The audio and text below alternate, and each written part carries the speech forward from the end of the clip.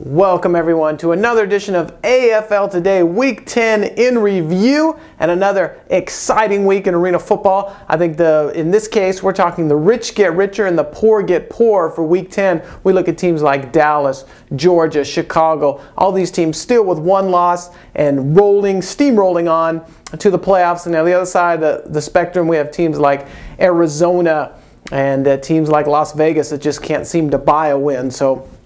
And then in the middle, you have a lot of 5-4 teams, 4-5 teams. It'll be interesting once the playoffs start to see who can turn their fortunes around and be the Chicago Rush of last year, where they limped in the playoffs and went home with the championship. All right, well, let's move on and break down this session week by week. Here we go. All right, folks. New York Dragons take a trip to Columbus and come out on the short end of things as Columbus wins 51-42. And return of Aaron Garcia's second game back here looked great up until the fourth quarter. The last two possessions through two interceptions. The New York Dragons now fall to 2-7. And things are not looking good in New York. I don't think they'll have enough to turn this around to get in the playoffs. But you never know. AG could come on strong, limp in the playoffs. They could make something happen. Again, stranger things have happened in arena football, but not, I don't know if New York's going to have it, but we'll see. On the other side, Columbus. There's a Columbus team. They're 5-4. I think they're a lot better than their record, but they've lost a lot of close games against a lot of good teams. Obviously, they lost to Dallas and some other ones. This game was a complete effort all the way around. Offense, defense, Ironman, special teams. These guys put it together and able to get a much-needed win. Again, these are one of these teams that we talked about in the middle of the pack here. And it'll be interesting to see what happens when they get in the playoffs. I think Nagy will be looking forward to going up against Georgia once again and proving that they were wrong for letting him go. All right, next team, Orlando takes a trip to Georgia. And I was actually at that game. I flew down to Georgia for some business and was able to attend that game and was taken care of very well by Brian and all his crew down there. Did a fabulous job, rolled out the red carpet. Nice arena. The game, unfortunately, wasn't what I hoped it to be, although Georgia did win, but just not quite the electric arena football game that I like to see. A lot of short passes and just marching up and down the field, and Georgia pretty much took care of Orlando from the beginning. And on the Orlando side of the ball, I really just saw teams with no energy. These guys did not come out to play. If I was Gruden, I'd be real upset. Orlando drops to 5-4. Again, this is a team that needs to get collected before the playoffs. On the Georgia side of the ball, Greisen again. I finally figured out the correct way to pronounce the name. Greisen, again, this guy is tough. Took a hard shot, head hit the turf, got up, took a timeout, and he was back ready to go. I think the only challenging thing for Georgia is their backup quarterback realizing, hey, Mack Truck's going to have to run over this guy in order for me to get in. But nonetheless, Georgia rolls 9-1 victory. And Arthur Blank was in attendance. Looked like his grandson was there with him enjoying the game. And great to see how they do things there down in Georgia. All right, moving on. Let's talk Dallas Desperados get a big win over the Utah Blaze, 66-59. And here was a key where it was, I guess, a tale of two cities. I think Danny White was drooling at that Dallas defense saying, man, how can I get some of those players on my side? I think on the offensive side of the ball, though, first let's go there. Marcus Nash, this is his breakout game. This is what they brought him to Dallas for. 6 TDs, 11 catches, fabulous. Colston Weatherington, fantastic display of defense. You'll hear me talking about him at the end of the show, of course, in the all-money team. I think he had something like 2 sacks, 2 fumble recoveries. This guy was everywhere. Again, on the Blaze side of the ball, again, played well, but the Dallas D just shut them down when they needed to, and the Blaze could not overcome. All right, folks, let's take a trip to Grand Rapids as the Nashville Cats. 55, Grand Rapids 71. Although Jeff Smoker played well at quarterback, put up some great stats. I think it was just too much offense from the Grand Rapids Rampage, and this team finally played 4 quarters, and look at what they were able to do. Timon Marshall just put on a clinic. This guy, I think, scored in every possible way. He had a kickoff return, he had a rushing touchdown, he had a passing touchdown. This guy was everywhere when he needed to be. All right, moving on. Kansas City Brigade takes a trip to the Philadelphia Soul, and again, the Philly's been used to playing these Monday night games. I don't think they were ready for this weekend game. As KC guns them down 53-41, and KC is now 5-4. These guys have won. Again, they only won 3 games last year. I mean, it was 2 games, and now they're 5 games already. These guys are looking solid to go in the playoffs, and the ownership is excited about what Raymond Filial's done, and they're happy to have him at the quarterback position. And fabulous defense pulled off this win. Philly.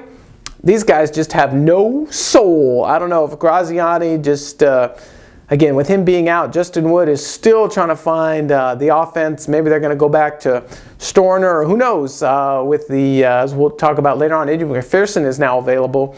Maybe they'll pick someone up there. But it looks like the quarterback position has put Philadelphia kind of in a funk, and their offensive line has not responded, and they are just in turmoil, folks. All right, folks, in a battle of used to be the Battle of the Titans, San Jose SaberCats take a trip to Arizona and play the Rattlers, come on top 56-49. And again, normally this is the battle of the big boys here, but with Arizona's the last 2 years' performance, Arizona's just looking for a win here, and they did not get it. It was clear that Arizona has some defensive issues, and perhaps the Blaze doesn't feel so bad if they look at Arizona's tapes. I think half the touchdown receptions to Grebe and Rowe, Rowe and Nelson, these guys were 5-10 yards for the next defender. It looks like Arizona's defense has just gotten worse as the time goes by. Again, both sides, again, I have to tell you, put on basically a receiving clinic. Tons of one-handed catches, back of the end zone, 1 foot down. Both teams played strong, but nonetheless, Arizona comes out on the losing side once again. All right, folks, moving on. Tampa Bay Storm get a much-needed win in Austin, 66-45. And new quarterback Brett Dietz takes over there, where I guess we had some ghosts from the past at the quarterback position. And it looks like the formula worked. Again, with a big win, huge win on the road. And now we're seeing Markham slowly starting to come back in the win column. I think we wrote off Tampa Bay earlier in the year, said it was over. But who knows, they might be able to squeak back in the playoffs. I couldn't imagine Markham going 2 years without being in the playoffs. But definitely a step in the right direction. On the Austin side of the ball, it looks like the quarterback's going to take the fall here as they have released Adrian McPherson. And who knows if another team's going to gobble him up. But has not looked like the Adrian McPherson of a few years ago that got him Rookie of the Year. And again, I don't know if that's frontline challenges or whatnot, but Tampa Bay got after McPherson in this game. And fumbles and sacks and interceptions, he was just harassed all day long. And again, I don't know if you can put all the blame on that, but it's convenient just to blame the quarterback and start again. So who knows? Adrian McPherson, who knows where he's going to land. But for now, Austin is going to be replacing him. So we'll see if that changes things in Austin.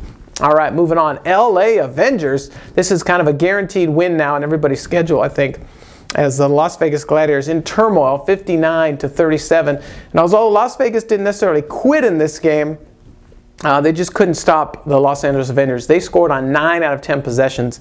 And if you're a head coach, you gotta love those numbers. Gotta love those numbers. But defense was the key here. They had 4 sacks, a bunch of fumbles, solid offense.